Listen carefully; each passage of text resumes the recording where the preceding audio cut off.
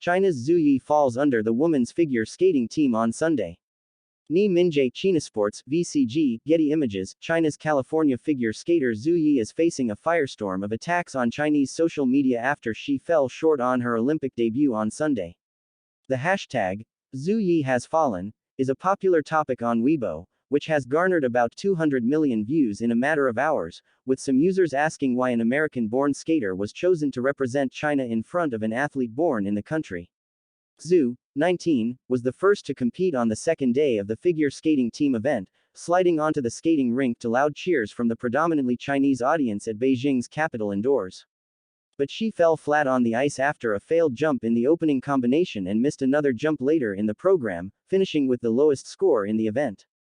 Consequently, China dropped from third place to fifth in the standings, just enough to advance to the next round of competition.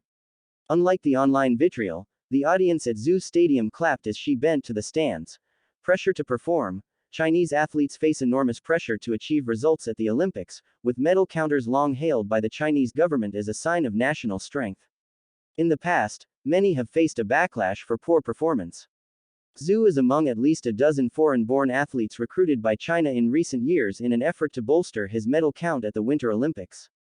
But the attack on her also highlights the pressure that these naturalized athletes are under to compete under the Chinese flag. She was born in Los Angeles in 2002 and decided to compete for China in 2018 and gave up her U.S. citizenship. She also changed her name from Beverly Zhu to Zhu Yi. But she has faced criticism in China for not being able to speak fluent Chinese. Please let her learn Chinese first before she talks about patriotism, a Weibo user said Sunday. The attack on Zhu stands in stark contrast to the enormous popularity of California-born Eileen Gus, a freestyle child prodigy who also competes for China.